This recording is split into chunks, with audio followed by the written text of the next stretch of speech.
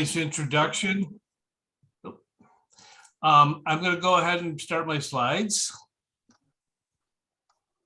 Let me sure let me know they're working. We good? Yes. Okay, thank you. So just to get started, a few weeks ago, Peter Gore and I were talking about, man, there's a lot of stuff going on in the world of climate legislation, you know, from internationally down to locally. How do we make sense of it all? So as soon as I had the question, I said, I don't know, let me see if I can figure that out. So I went about looking at this whole spectrum from the international community, the conference parties, and then was in Ireland, and all the way down to local initiatives, and with the Climate Equitable Jobs Act, CEJA, in the middle. So I'm taking a stab at talking about all of that in 1 hour. It's basically, you know, I don't know, 4,000 or 5,000 pages worth of stuff that I made it through some of it, but enough to understand where this is heading and why I think we need to understand it from the top down. I'm going to move through some of the slides quickly. We will have the slides available for review, so you can kind of read some of the details for those who are a little wonkier. At any rate, because we only have so much time.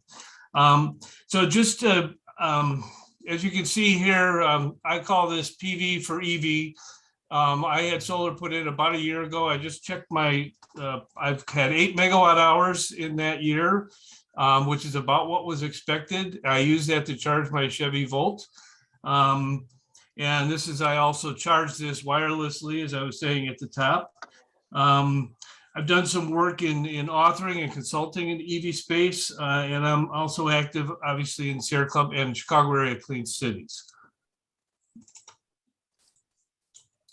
So I just wanted to kind of frame things first before I get into all the different policies. This is a fairly complicated set of interacting ideas, and I just want to kind of frame it as this is about climate. It's, you know, we've had these conversations before. We say it's energy or waste. You know, we're really trying to address climate from the global perspective down to local perspective, and that's kind of what I'm going to talk about.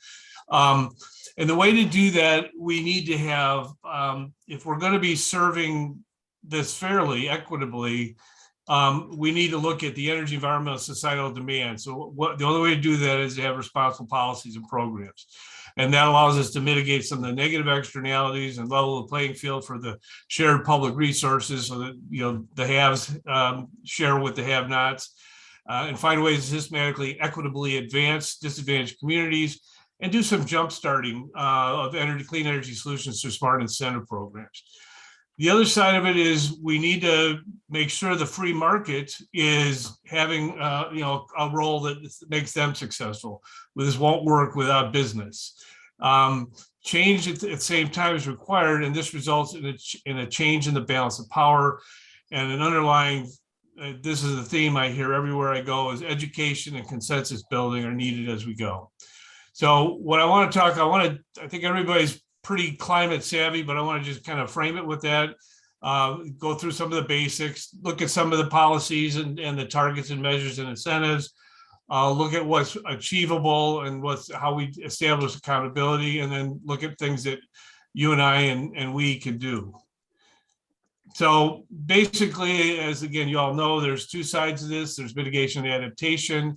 All the programs we're going to talk about, they look at reducing and eliminating the causes that are listed here, and they look at these actions to manage the results, high emphasis on resilience and disaster management. So there's all these things are coming into play in programs to support it. The other thing that is critical is you can have all these good ideas, but you have to have plans that are well vetted. Then you take action, you measure it, and you improve it, and you have this continuous improvement cycle, which is built into most of these programs. So again, basically climate, you've got mitigation. We're trying to keep the CO2 down to some level associated with the global temperature rise. And whether we go way up or way down depends on how successful we are in the programs. And the more we fall short of achieving the goals of the programs to mitigate, the more the adaptation is going to be required, and it's largely going to hit those that are disadvantaged. So we always have to be looking at an equity component, in particular on the adaptation side. So again, I just want to reemphasize, this is about climate change. I've been talking about this for a long time, and I'd often couch it with, oh, this is clean energy. It's about climate change. And the opportunities, if we say we're going to address climate change, we can also establish these main areas of fairness, environmental justice, inclusion, a fair transition from fossil fuels, accountability, having measures. Environmental is what I think people quickly associate with, where you get all the benefits of having good environmental policies. Economic, this is just this enormous opportunity to create jobs, having good training to support it and stimulate the economy. And another, and this may be the hardest one, is to get the communities involved. The community takes on different meetings, which I'll talk about, but you need to have leadership, you need to have citizen engagement, business engagement, education. And this thing on the right is where I think people that are on this call can participate. So I'm going to start at the top of the world here, the COP26, Conference of Parties number 26 from last month. I'm going to go through this quickly, but basically the International Panel on Climate Change, IPCC, had, they're the ones who created the Paris Agreement, and COP26 is the 26th year of doing this. Their overall goals are to net zero by 2050, achieve a 1.5 degrees C rise, protect communities and ecosystems.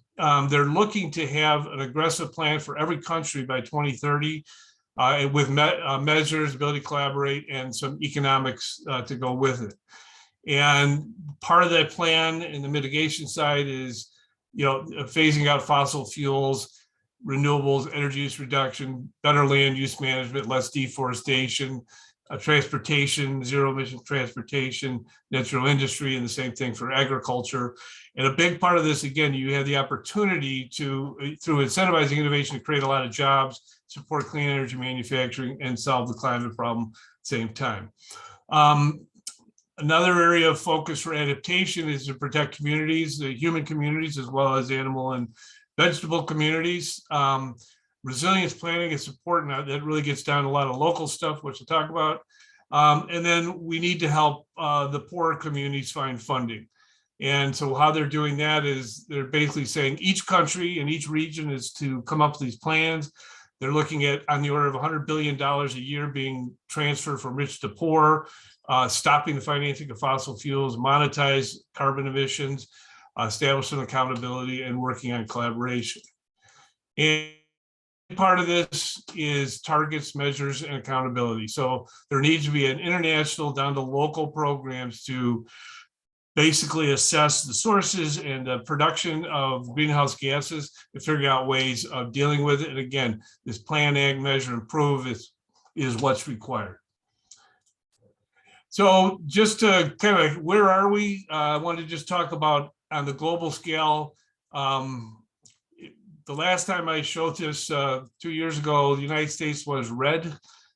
So now we're down to 7 countries in the Middle East that have agreed to it, but haven't signed on. So it's basically the whole world has agreed to the terms of the Paris Agreement. So I see this as really good news. So I want to put this into perspective of the programs I'm going to talk about. So here we have kind of the players. At the international level, you've got the IPCC.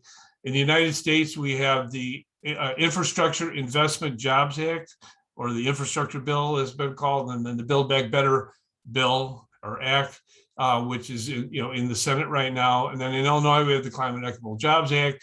And regionally, we get into the Chicago Metropolitan Agency for Planning. They're responsible for transportation planning in particular, but also clean energy and climate. And then there's another group, the Metropolitan Mayor's Caucus, or MMC, who has developed 2 programs. One is the Greenest Region Compact, which is a municipally based program to be sustainable. And then a similar, they now, as a couple of months ago, they launched the Climate Action Plan, which is a focus on doing some of the same things in the GRC, but focusing on climate. So the local governments are the participants in that. And At the same time, we have ourselves here, the volunteers, and a lot of municipal green groups and other people, and then the businesses, the utilities, and other stakeholders. They're working primarily through the local governments, and to some extent, the local governments are obviously influenced by the state, as are the business stakeholders. So one of the things I wanted to, as an observation, I was actually pleasantly surprised that the goals and steps and measures, the whole thing I just talked about, they flow down from top to bottom. Every step of the way follows the same logic. But as you get closer to your local, the solutions become increasingly specific. They come down to the local needs and local solutions. So I want to move on to some of the U.S. policies and programs. I'm going to start with the Infrastructure Act. $1.2 trillion over 10 years, a lot of it going to transportation programs, road safety, rail, bridges, public transit, a lot of transportation infrastructure, all these other areas that I'm sure you've heard about on the news, of money going in the transmission grid. If we're going to build up EV charging and other things, we're going to need more power transfer, and a lot of focus on clean renewable energy. When it comes to the EVs, there's a big section in here. So they want to build out a network of EV chargers along the corridors, and to some extent within communities. They're looking at 500,000 EV chargers in the US. They also have an alternative fuels, which adds compressed natural gas, liquefied natural gas, propane, and hydrogen. And they're tying this to a community program, which is both these fuels and EVs to schools, parks, public buildings, and public accessible sites. So they're trying to get more charging and other fuels out with a priority to rural and low to moderate income. Another interesting thing is ultimately a lot of this money is going to flow from the federal government down to the states and localities. So each state has to develop and submit plans as to how they're going to spend this money. Another component is the Justice 40 program, which basically says 40% of the financial assistance is going to disadvantaged communities. Moving on to the bill that's in the Senate, hopefully out soon. Oh, one other thing I want to point out is most of the infrastructure is focused on national infrastructure needs. In contrast, the Build Back Better Act is focusing on local and even individual needs. So they're looking to, they do things like extend tax credits for the renewables and electric vehicles, for energy efficiency. They're looking to invest in clean energy communities, so jobs locally, helping people in their homes weatherize, financing small businesses, climate smart agriculture, rural clean energy, and a lot of training and stimulation of innovation focusing on equity. So just going to go through some highlights. A lot of money. Don't know if this will be the final number, but a lot of jobs. Big component in training. They're looking at $3 billion to electrify federal fleets and provide EV charging infrastructure. And I heard today on that subject that Biden has said by 2035, the federal fleet will be all zero emission vehicles, as well as support for renewables, energy efficiency, et cetera, and a focus on underserved communities. I'm not going to read through all these, but there's a lot of focus on different aspects of the market, sub-market, and looking at supporting the charging. And also there's a manufacturing component. They want to get to support zero emission vehicle manufacturing. And one thing to note is there's no double dipping with the Infrastructure Act. So the programs are different and you can't take advantage of both for opportunity. Some other ones, more money for air pollution, greenhouse reduction. They're focused on schools, environmental justice, and climate grants. There's a big lending program. I want to point this out that if you lend money for manufacturing or training, or the idea there is you're actually going to, our tax dollars will come back to us, presuming that the loans get paid with interest. So this is a big program at low interest, favorable terms. And there's another one where they really want to drive the concept of community. This could be a municipality, it could be a religious group, it could be a park district, a number of things that define community.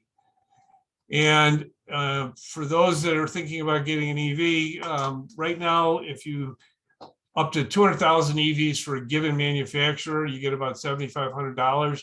GM and Tesla have capped out. They're talking about increasing that from 200,000 to, I've heard, up to 600,000. So GM and Tesla would once again be able to take advantage. The BBBA is looking at tax credits up to $12,500 in contrast to the $7,500. So it's a big jump. And that's because you get $4,500 if the EV is made in the US with union labor, and same for the battery. And they're looking to extend this program for 10 years. Okay. On the renewable energy side, they're looking at extending the investment tax credit. So if you basically, and that would apply for EV charging, EVs maybe, or EV charging, and for solar. And right now it's 26% tax credit. Next year is 22, and then it ends, but they're looking for a 10-year extension, possibly 30%. So if those interested in solar, pay attention. They're also talking about throwing another 20% for low-income residential. They may have Buy American components. All right, moving down into the get closer to home. We're going to talk about the Climate and Equitable Jobs Act, or CEJA. It's a 960-page bill. And before I forget, at the end of this PowerPoint, I have a lot of links. You can get to this actual bill or the Build Back Better Act or whatever. So I'm not going to go through it all, but again, those that want to get into it, this is in there. So the focus, as always, the name implies, is climate, jobs, and equity. So they're looking at thousands of new jobs. They're going to have a program to develop through these workforce hubs. There are diversity equity requirements to participate in that. They're looking at being able to have a school find out through assessments what they can do to improve their footprint. We're talking about a green bank that will be able to finance some of these projects. As I keep saying, communities are the center of the strategies and action, and a lot of education programs, because we need to get the word out. There are a number of business development grants, low cost financing, as I mentioned. Energy efficiency, there's programs, incentives that it'll reduce your energy bill. And there's also, they're looking in 2024, there's something called the stretch code. So in Illinois, if a municipality, they have to follow the energy efficiency codes that are set by the state. There's only the city of Chicago has an exception to that, but other than that, every municipality has to follow the codes. And what that means is it sets the targets for new construction and the energy efficiency of a new building. The stretch codes will allow the municipalities to have the option of do something that's even more efficient. So getting closer to net zero through using the stretch code. They're developing it now. They're also looking at having this kind of an accountability system, so climate performance and financial metrics. The big one that was hard fought was just transition for fossil fuel workers and the communities they live in. So when they shut down fossil fuel plant, most notably the coal power plants, there has to be a way of dealing with those people losing their jobs. So there's training programs or relocation programs. The idea is to give them better paying jobs, train them accordingly. So there's a big part of the bill that does that. The one thing from the predecessor, the Future Energy Jobs Act, FEJA, that wasn't in there is dealing with transportation. So state of Illinois has set a target of 1 million EVs by 2030.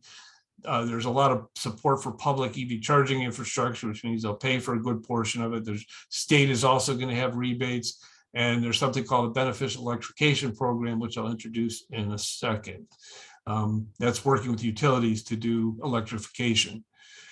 The other big one that's unique to Illinois, perhaps, is utility accountability. As we all know, ComEd in particular has not been whatever. They've gotten into some trouble. I don't want to say something I'll regret, but they needed some watchdogging, and now it's built into the utility system. So it used to be that ComEd would be able to adjust their rates based on their costs. And so they had if their costs were overrun, then they could raise their rates. And so now it's performance-based. So it'd be a specific set of requirements, including energy efficiency, including this beneficial electrification. So now it's going to be based on how well they do based on a drive towards clean energy. And there's going to be a watchdog group, some rules and oversight to make sure it works. Another thing that, as we know, as we increase the amount of renewable energy, going from under 10% to 30, 40, 50, 100%, we're going to need energy storage, and we're going to need ways of getting the power from storage and renewable energy, et cetera, to all of our homes and businesses. So right now, they don't have a good answer for that. It's a complicated problem, same thing with transmission. So they're going to form some committees to look at and optimize and look at kind of a multi-year rollout and how to integrate that with the utilities, and so that's part of the program. The plan is to do it, probably have incentives at some point in time, but we have to figure out what it is and how to do it. Similarly, there's a commitment to monetizing carbon. It could end up being a national program, but right now, Illinois, there were some things bounced around in the development of CEJA, but right now they basically said they're committing to coming up with a program to monetize carbon. Also in the bill was to keep the handful of nuclear power plants open and save 2,000 jobs.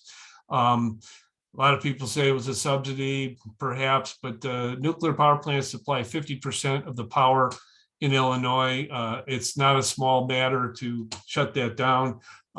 We need to have renewable energy up and running before we consider this, so we had to keep them alive by supporting them.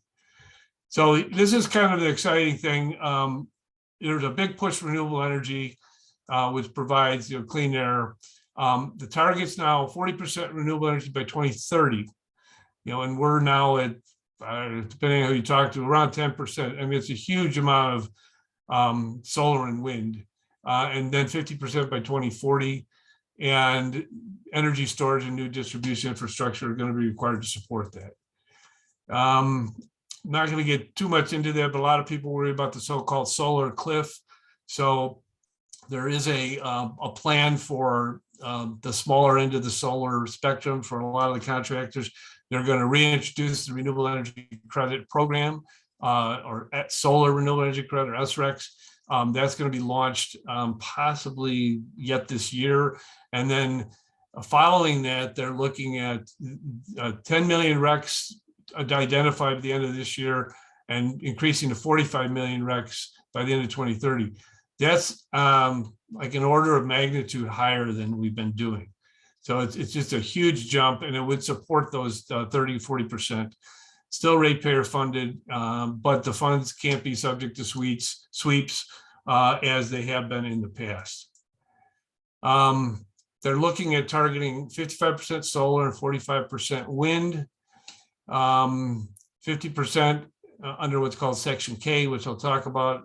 The other half is mostly utility scale and some brownfield sites that are not community. So there's a lot of detail you might want to look at later, but this is the Section K of something called Section 1-75 in CEJA. They're looking at 25% from small distributed, less than 25 kilowatts. In FEJA, this was 10 kilowatts. And then they moved this up from, it used to be 2,000 kilowatts, it's now 5,000 kilowatts. They've boosted the amount of community renewable generation. They boosted the max to 5,000 from 2,000. There's a public school one. There's a community-driven community solar project, which on the FEJA bill, the money that went into the community solar programs ended up with all these developers putting in these 2 megawatt solar farms. They're allocating a certain portion so you can actually put in community solar in your community. And another part of this is what's called distributed renewable energy generation devices, which I'll talk about in a second, for equity eligible contractors. So they're looking at, this involves energy storage, integrated renewable with EV charging and other things. All right. So community solar, they really want to get more diversity. And in the CEJA program, they only used about 35% of the money that was allocated of the solar renewable energy credits. So there's all these projects that are still waiting. So that's where the first effort is going to go to them. And then there'll be another program that will be released sometime thereafter. And for those that are familiar with the adjustable block program, the same categories will apply. I'll show you some of the examples, but they've added some new ones.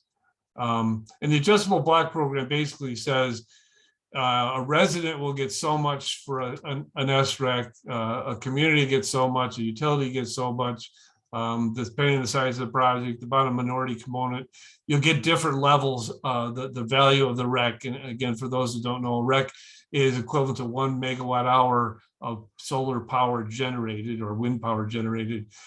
So the idea is that depending on your circumstance, you get a different rate.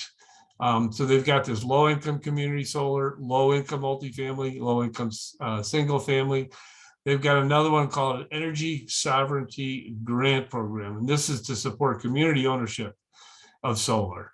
And this is a new one. Again, this is getting community solar into the community. The Illinois Solar for All, which is targeting low income, is going to increase their budget from $10 to $15 million. And there's also an educational component in the Solar for All portions.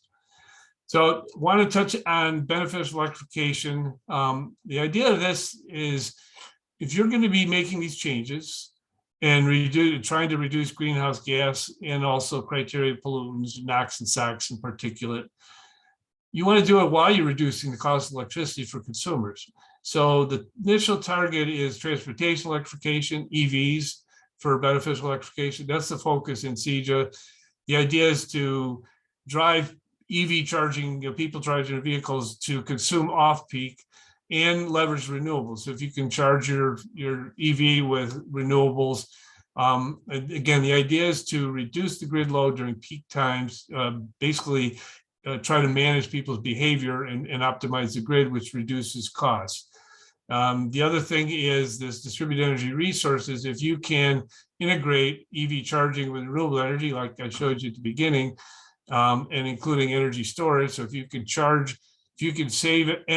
store energy and use it during peak periods, you reduce the cost, the usage of the grid, and there could be a marketplace so that you get paid to use your stored energy, and there could be a return on investment thereof.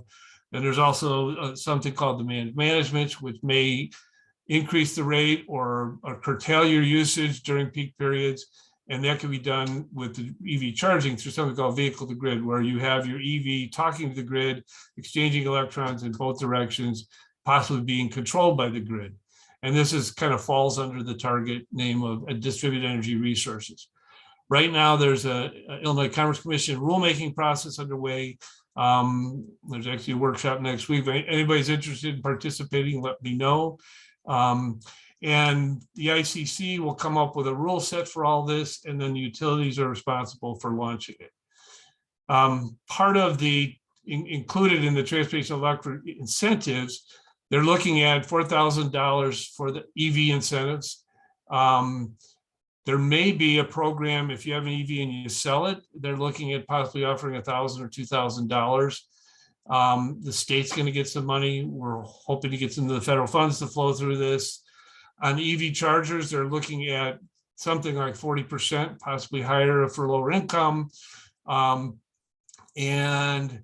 they're also looking at the federal government to provide these corridor charges, and possibly that will be part of the state, so the chargers may get supported. And then the infrastructure, the wires and conduit and panels, that has to be determined as to what the incentives are. We kind of talked about this. I'm going to skip it, but this is kind of a picture of distributed energy systems where you've got renewables and the car and a way of communicating using the internet to talk back and forth. Talked about some of this stuff. So those are familiar with FEJA, you've got, they're trying to drive it to more electric devices, less natural gas, and more efficient versions of this. So there will be incentives for purchase and installation. I haven't seen the schedule yet, and I talked about the new codes earlier. So we're drilling down. We're almost home. I'm going to talk now about our part of the world, Cook and the Collier counties. And kind of the leading agency is the CMAP, Chicago Metropolitan Agency for Planning. And they do a lot of studies, and they also manage a lot of the money that goes into programs.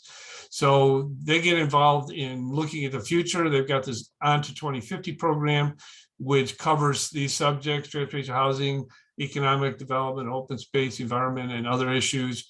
Those are interested. It's a comprehensive plan. They get federal dollars. In fact, they're saying that the Infrastructure Act, they're going to get something like $20 billion over 10 years that'll go to CMAP for distribution to different transportation, congestion mitigation, air quality, and other programs, including climate programs, for the next 10 years. So it's huge for CMAP. So going down to kind of my favorite agency, Metropolitan Mayor's Caucus. They launched a program called the Greenest Region Compact, or GRC, and they have an environmental group. Basically, they're looking to understand the needs of the municipality. They focus strictly on that, and this particular subgroup of the MMC is environmental. And you can see, are all our favorite subjects. It's all about sustainability. And their approach is to get people in the community, like us, to go into village board, city council, and get them to sign a resolution. And the resolution basically says, we agree to be sustainable.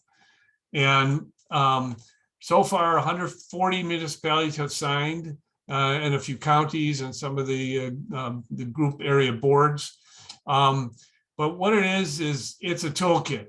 And basically, this is the framework, they call it. It's a list of over 1,000 ideas in 10 areas that gives you a shopping list to make decisions about what's a priority, what fits your community. We did this in Park Ridge, and we took the 1,000 ideas and we picked 50 of them and presented it to the city council, and they approved it. Part of it is we want to align, all these goals align, but it's very localized. It also leverages incentives. There's some resources they can provide, and it's largely about education. So this is the framework. It's hard to see, but it's an Excel-based program which gives you different strategies, objectives, and a way of tracking. These are the framework areas. Basically, some of the same friends. Climate, energy, land, mobility, water, waste, and recycling. And then there's some other ones that relate to economic development, municipal operations, sustainable communities. So there's clear criteria for each of these, and each of these has a good number of ideas to help each community figure out what's a good path forward for sustainability. This is one example for building energy efficiency. So this is the goal: use energy for building facilities efficiently. It gives you a number of objectives and some strategies, and it's a really good tool for organizing thoughts and priorities. The next one, which is new, it came out a couple of months ago. Same group, Metropolitan Mayor's Caucus.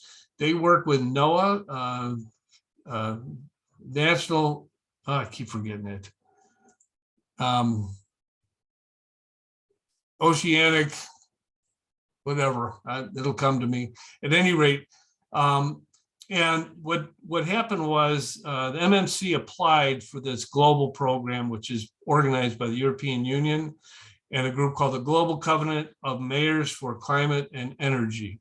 And of all the applicants in the United States, there were 4 areas that were selected: DC, Kansas City, Denver, and here we are in Chicago. And they've done an amazing job of assembling this document based on this grant. They worked with the CMAP, there it is, National Oceanic and Atmospheric Administration, who has this climate resilience toolkit, a lot of stakeholder interaction to develop the program. And similar to the GRC resolution, there's a climate action plan resolution. But instead of saying we're going to be sustainable, which to some extent is a vague statement, it's saying we're going to agree to target, we're going to agree to targets and objectives specific to climate mitigation, which net zero greenhouse gas emissions by date certain, such as 2050. And so here you have a step-by-step commitment. It also has specific objectives for mitigation and adaptation I'll go over, but it's a bigger commitment in theory, but the same idea. So far, there's been 26 signatories in 2 months. These are some of them. So just to give you a sense at the high level, to get the mitigation goals is to cut 50% GHG emissions of 2005, 65 in 2040, and 80% 2050. Those are pretty bold goals. And the key is engaging municipalities. And I think one of the things that the takeaway from tonight is, and to engage people like you. You know, the cities, I don't think are going to do this by themselves. I think they need, even though their role is to lead and encourage and enact, I think they need to be pushed and prodded. Not in all cases. There are some groups that are, some municipalities that are kind of self-motivated, but these are the focus areas. Same things we've been talking about, and they're all sustainability initiatives that also target reducing climate change. So on the adaptation side, it's a little harder for people to get their mind around, but the idea is by 2030 that we'll have climate resilient governance. Resilience basically means you have flood control plans, you have disaster mitigation plans, you know what you're going to do. 2040, it's pervasive within the government culture within the region, and by 2050, I would say this is going broader and deeper. And these are some of the objectives of adaptation. All these things are listed in the signed document. So a lot of outreach, a lot of concern about inclusion and equity, a lot of collaboration. And then here's the one that I think we need to be pushing on is plans and policies focused on adaptation and resilience. And as this climate action plan goes forward, and as MMC puts more meat on the bones, there will be some more answers to how. And again, operations and investment. So these are big changes for municipalities. So this is like the framework. This is another tool that you can use, and the links to this are in the back of the PowerPoint.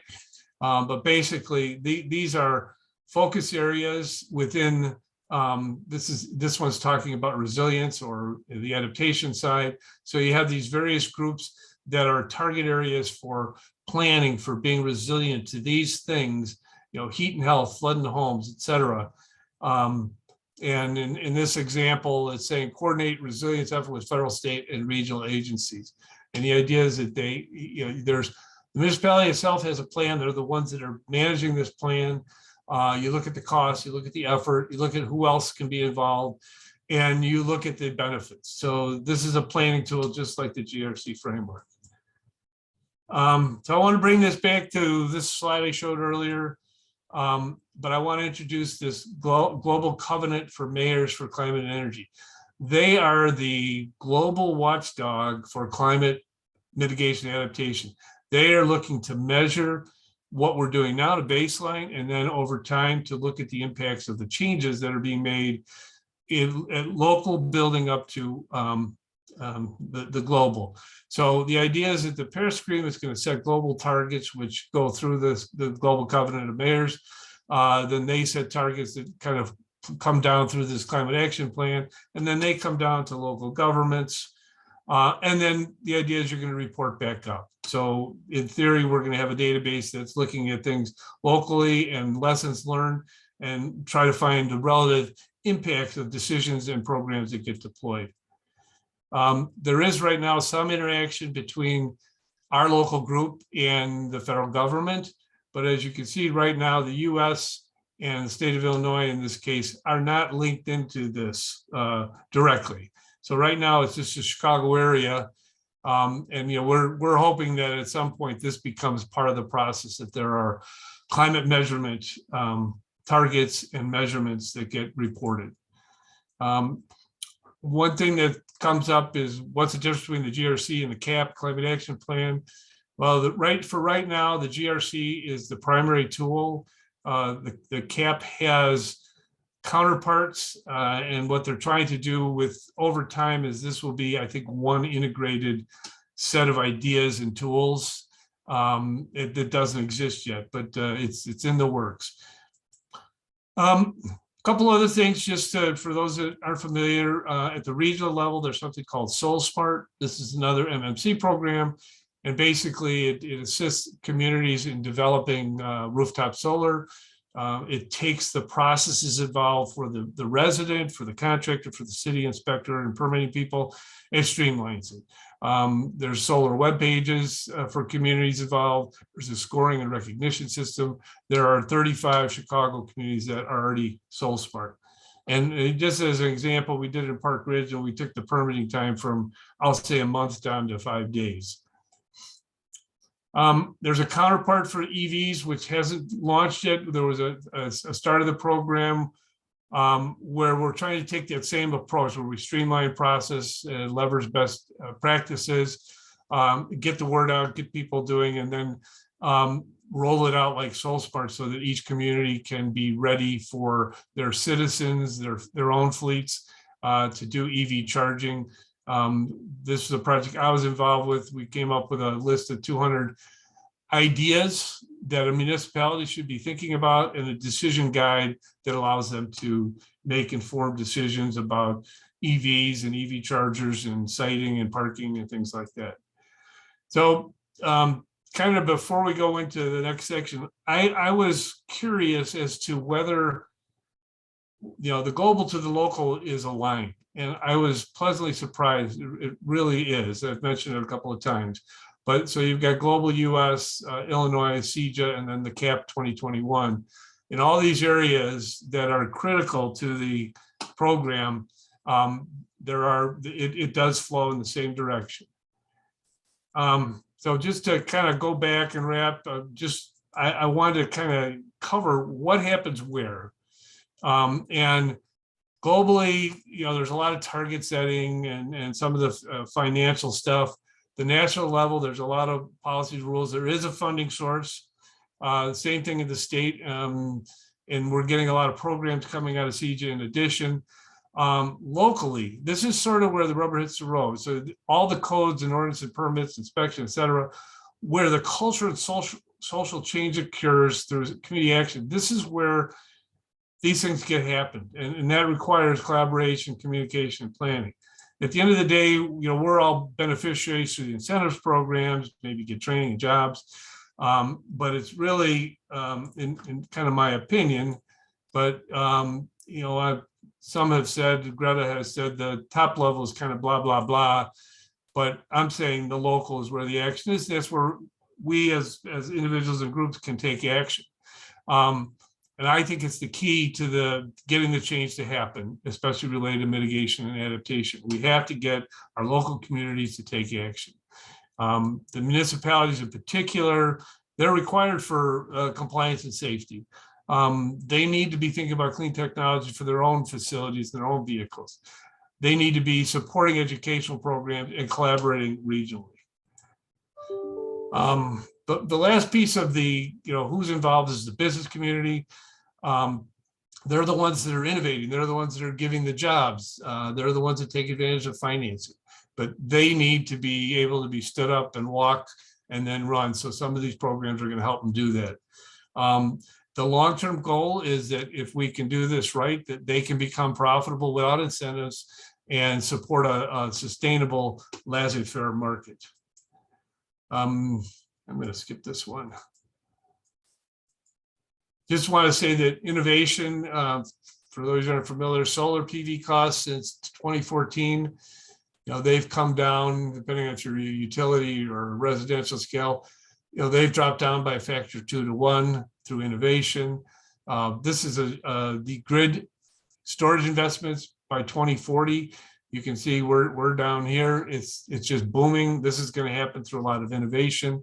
And on the EV battery cost in 2010, it costs $620 per kilowatt hour, which is the amount of energy in a battery.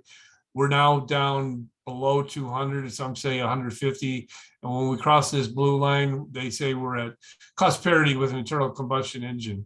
At that point, kind of the game's over, and they're looking at somewhere 2024, 2025.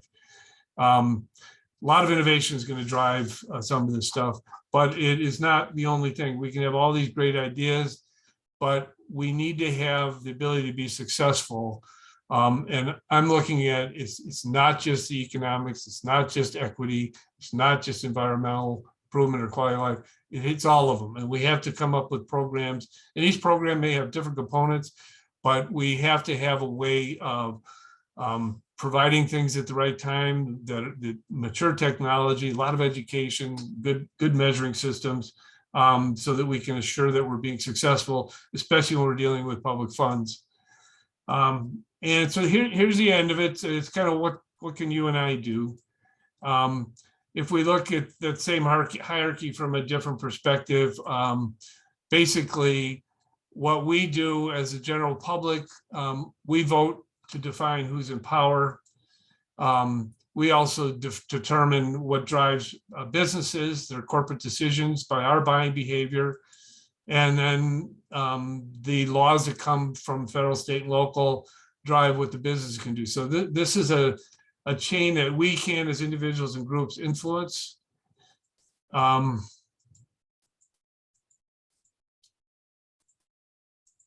It snuck in here twice. Apologize. So the final one is, I know a lot of people on this call are active or active-minded, but it really boils down to, as individuals and groups, we need to collaborate with each other, with different associations, working with educators, working with utilities. I think we need to have a lot more of these clean energy meetings. To the extent you learn something tonight and elsewhere, share your knowledge, communicate with others, friends, family, etc. And for those communities that haven't signed on to the GRC resolution or the Climate Action Plan resolution, I would suggest you go to your decision-making bodies and ask them to do that. If you want some help, I would be glad to help. And get involved. Again, a lot of you already are. Find what you're passionate about and target it and support it, and then vote to support climate actions. I like this one. The best way to get started is to quit talking and begin doing. Walt Disney. This was me at the Climate March in 2017 in DC. And that's it. Are there any questions? Looks like there's a few. Oh, one last thing before I go. I just want to show you, I've got some acronym lists. I have the bills here. I have all these different things for GRC and EV readiness and the CMAP. So if for those who are interested, I got some stuff on more detail on the other bills and so on. So there's another 20 some pages of wonky stuff. So that's it. Thanks, Tim. I see right at the beginning, I forgot what the context was, but Paul asked what action, and then he said, I assume they leave a VM voicemail. Yeah, that's Paul here. Sorry, that was a mistake. It was intended for Tim, and it was Right. It's company related. Sorry. Oh, sorry. Okay. I'm his partner here in North Dakota. All right. You two take care of that then. Okay. So then we go down to Barbara's question about liquid natural gas and compressed natural gas and propane are all fossil fuels. How does it make sense to encourage them? So there's right now there's been a lot of investment already in those fuels. So you've got fleets that have a lot of vehicles that use those fuels, but not enough infrastructure publicly. So it is a much cleaner fuel than diesel. Right now, if you look at the larger trucks, the class 7, class 8, the big semis, they don't really have a good battery solution. So kind of the next best thing is natural gas in this case. So they're trying to support that until the electric vehicle or zero emission vehicles, maybe the hydrogen vehicles, come online and are available. So right now they don't have a solution. Natural gas is much cleaner diesel. It's a good solution for the next several years, but you have to have a place to fuel it. So they're going to have an interim solution to support those. Is there consideration for that replacing coal in some instances? You mean for generating power or? Yeah. There's a lot of resistance state by state on that, though. It's same here in Illinois, because it is a fossil fuel. So my expectation is that over time, natural gas for power will be phased out. But again, it is so much cleaner than coal, and we can't just say, to get to the 100% renewable is going to take 30, 40 years. And what do we do in the meantime? Coal is just nasty stuff, the emissions. So natural gas for now is a good alternative. And depending on where you are, it may be the only alternative. So I think that's going to be around for a while. But for example, in CEJA, after 2045, actually 2035, I think you can't build any new ones. After 2045, they all have to be shut down. So if you're owning and operating one of those, you've got to be thinking twice about investing anything more into them in Illinois. All right. Okay. Let's move down to Pat's question. There are long-term implementation and measures with those two bills. He's talking about the Build Better, I forget what it is, and then these BBB, yeah. Yeah, BBB and the ILJA. Do you know if these are at risk if political parties change presidency next election, or once they are implemented, are they safe to continue? That's a good question. It is one of the challenges. So like, just as an example, workforce development, it takes 4 to 5 years from start to finish to become a journeyman electrician to install renewable energy or EV chargers. Right now, all the journeyman electricians they've got jobs and they're busy. So, if they stop that in the middle of the workforce development, it would just be, a horrible thing. So I know there are provisions to protect that, but politically, with the current state of the Republican Party, nothing would surprise me. I think it would be a really tough slog to the American public, because this is creating a lot of positive expectations and it's very popular. But there's no such thing as perfect protection, I don't think. Okay, moving down to Peter had a question about state EV incentives. They start July 1st, is that correct? July 1st, 2022, yes. Okay. Dave had a question or is this a comment? 275 cities, towns, and villages are part of the caucus. It is a good group. I guess that's a comment. Yes, it is. Hi, Dave. Pat, Pat had another question. Can you summarize how the BBA and is that BBA? Yeah, BBBA, yeah. Yeah, okay. And ILGA and CEJA are being paid for. I'll start with CEJA. So CEJA it's still ratepayer based on the incentive programs like the RECs and the EV charging. There's expected to be savings through grid optimization, reduced utility costs that will bring those numbers down. So it'll be an investment that will over time reduce costs. So in theory, CEJA should start making money at some point. The federal bills, I'm sure you've all heard on the news that this is paid for. I'm not convinced. They were talking about tax revenues from the rich being part of it. I don't know. There's so much politics in those statements. Maybe somebody on the call has a better explanation. I don't know. Okay. Moving on to Parsonen. Perhaps others know this, but I wonder where CEJA is in the process of being adopted. The governor signed, right? What's next? Hi, Nan.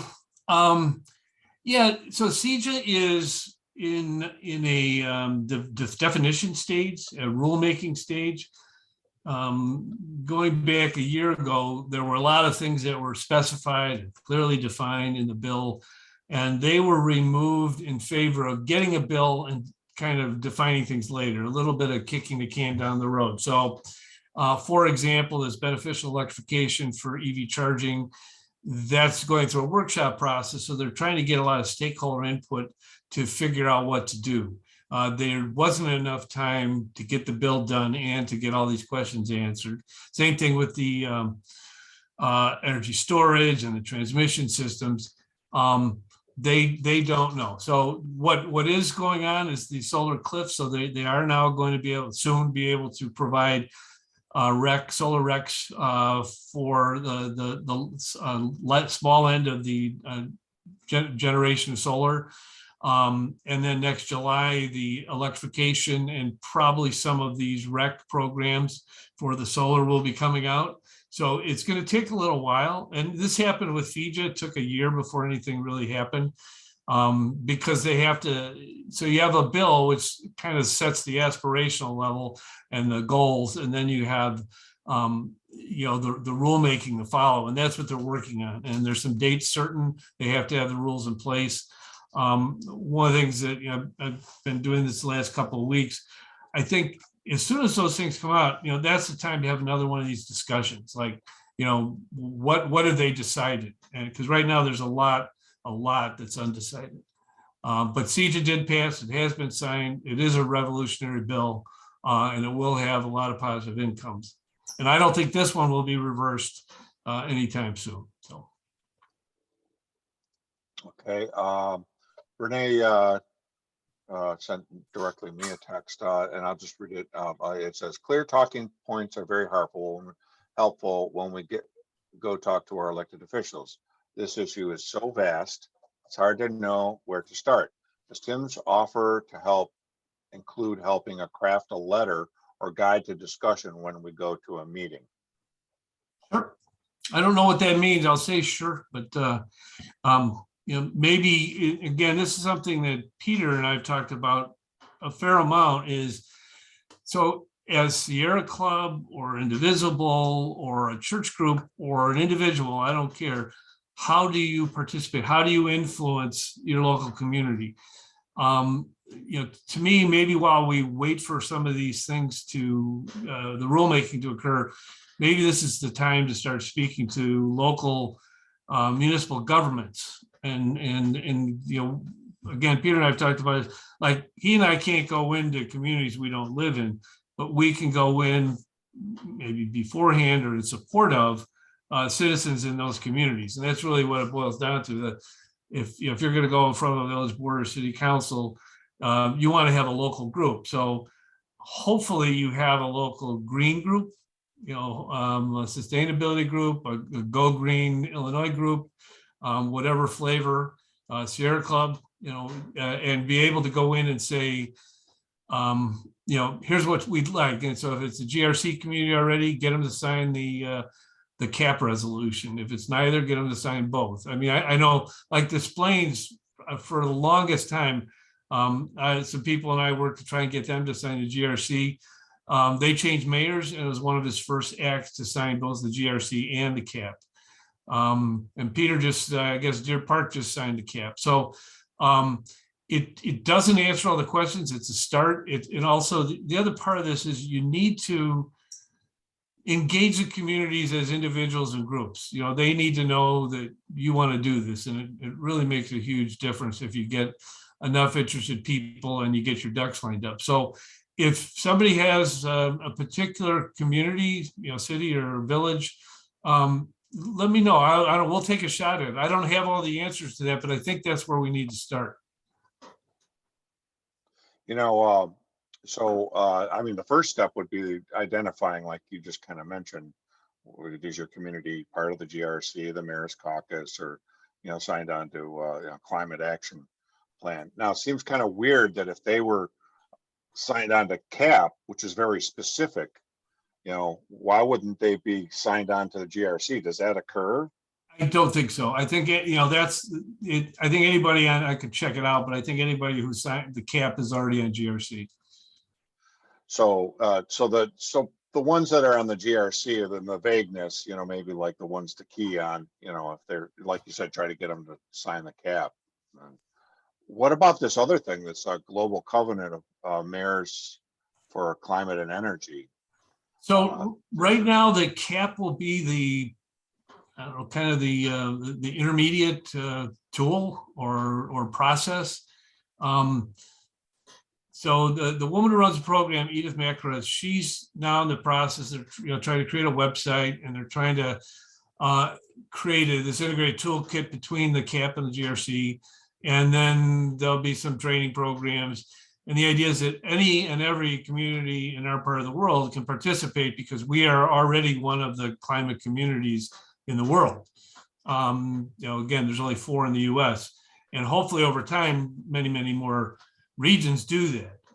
So we have an opportunity, because we are a CAP community or CAP region, which is essentially Illinois or Cook and the Collier counties. So there is this really good opportunity to leverage this. But I don't think most municipalities have a clue. I don't think they know this exists. I don't think they understand the importance or the opportunity. And that's kind of where I think a lot of us have to start by saying, wow, did you know? And get into this educational loop. And kind of part of what I did tonight, I think needs to be done for many communities. But we need people in the community that want to do this and have to, we need champions locally. Okay. We have a question from Pat again. I feel that condo and apartment dwellers are not being considered in the EV burst. Yes, perhaps new developments can have EV chargers as amenity, but what to do with all of the others that don't have that capacity? In the meantime, as a condo owner, I am on a wait list for a Prius. Best I can think of doing to decrease greenhouse gases. Okay. So in CEJA, there are special provisions for multiple family dwellings. And there's a high recognition. The city of Chicago, 60% of the people live in multiple family dwellings.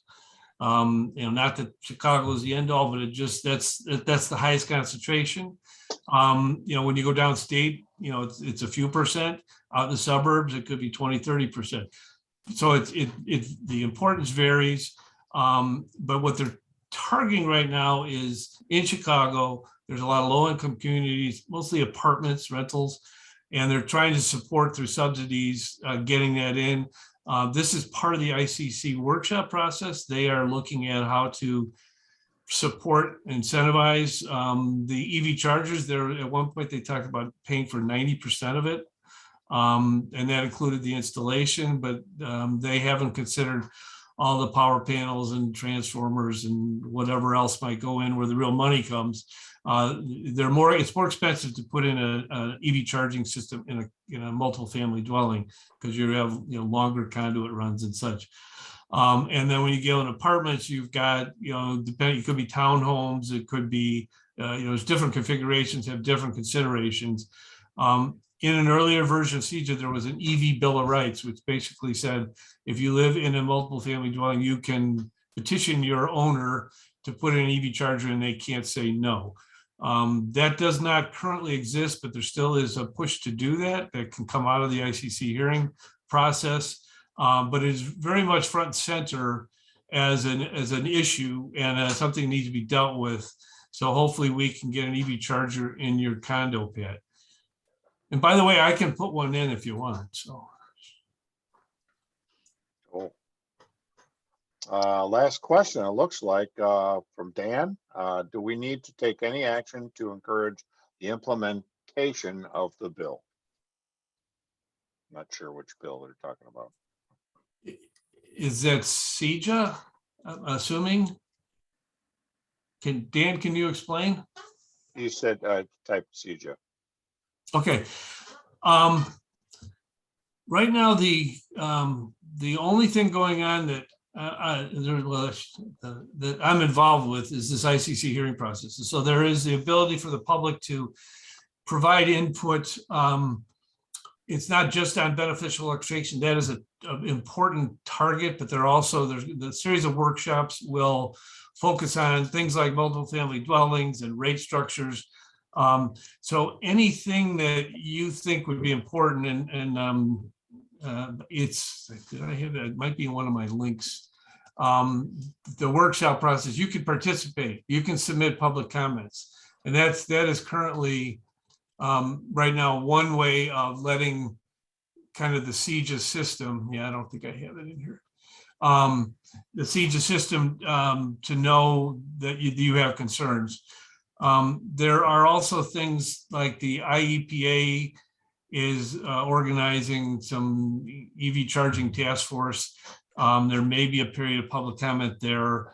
And maybe that's something I can help with is maybe through Sierra Club, is let people know when some of these public review processes are occurring, because of the complexity of the bill. It's sort of like, and you have to know the right people to know when things are going on.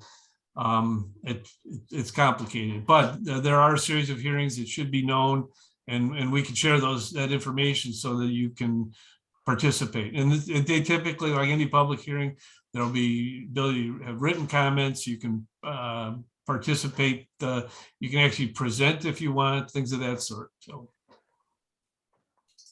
right. So you'll tell us when you need us, right?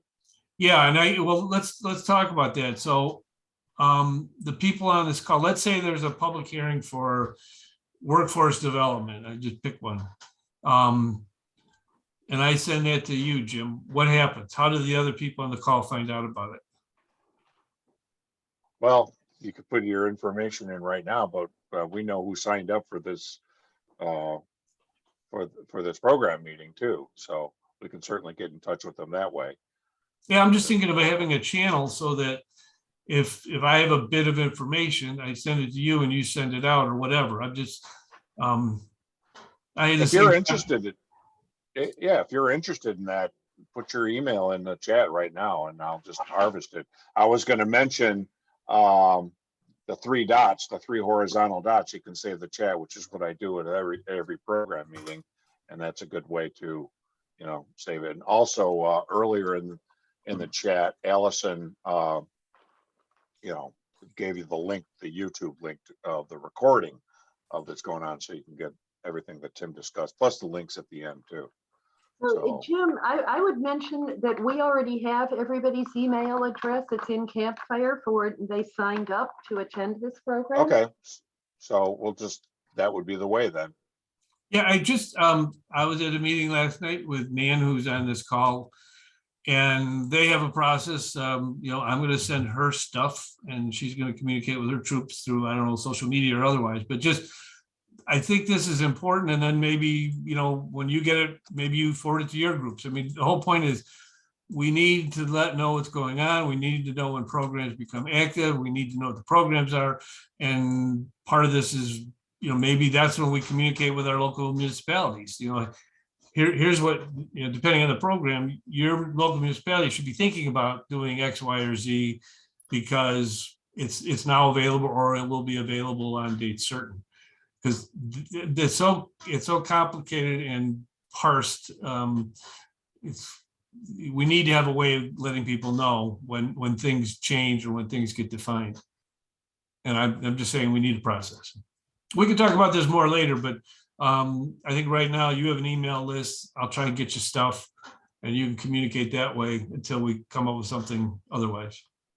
Yeah, clearly people, showed up to this program meeting, have an interest, I mean, not just in showing up to our program meeting, but specifically with this topic too. So yeah, I think that we can just use those emails and sure, we'll facilitate that. Thank you. Yeah, and we'll give people some easy kind of a way to unsubscribe in case they, in case Right. they've turned up and said, I want to buy solar panels, but I don't want to go talk to my village or anything. Well, that brings up another question. I mean, what I put together tonight, I could have been an 8-hour class, but there are some bits, solar being a big one, and EV charging and EVs being another one, those could be hour-long talks, just as an example, or, CEJA updates. So let's say in March or April, we've got some information about the rulemaking, and have another session or whatever. I'm just, what would people like to know about, when it becomes available? If you can let me know or let Northwest Cook know, then perhaps we can plan to have more communication like this. Absolutely. Well, like you said at the beginning, this is climate change, I mean, this isn't just, something that's mutually exclusive. This is a very important part of mitigating climate change.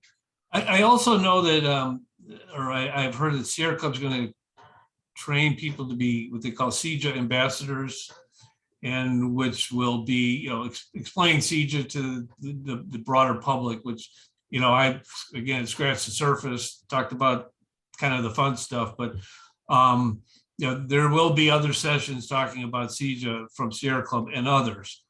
So at any rate, just if people have a particular area of interest, I would say let Northwest Cook know, and we can collaborate and come up with programs if it's me or somebody else. It's so much about education. We really have to get the word out, or this won't work. I was on a similar call last week, and a woman said, well, what happens if you have all these good programs and all this education and nobody participates? We're throwing a party and nobody comes. It's a really important question, because the only way this is going to work in my mind is if we, you could say, hey, there's millions and billions of dollars out there. We have to get local participation. That comes through education and communication. So what is our role in that? It's to communicate. And so to the extent we can do that, great. You can always drop us a line too. There's our Yeah. Gmail too. We'd love to hear you. I look at the Gmail all the time.